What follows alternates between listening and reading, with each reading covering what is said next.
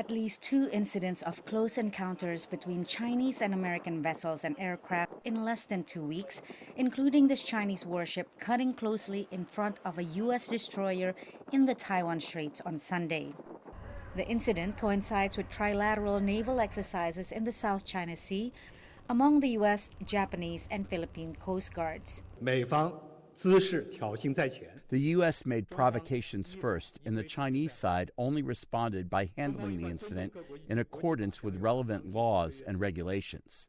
Since you have disregarded our warning, we will take further necessary measures on you.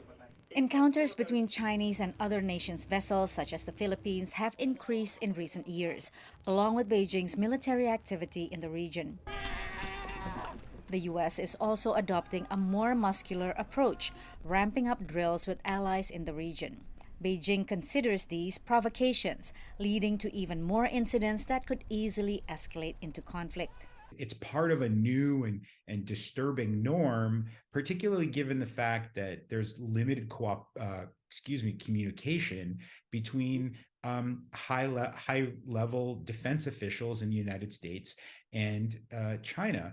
The White House denies it's partly to blame and says it's trying to talk to Beijing. We're working on this very, very hard, and the president's confident that we'll be able to get back to the spirit of Bali between the PRC and the United States. At the annual Shangri-La Dialogue in Singapore last week, Beijing declined Washington's request for a face-to-face meeting between Defense Secretary Lloyd Austin and his Chinese counterpart Li Shangfu, due to sanctions on Li that have not been lifted by the administration.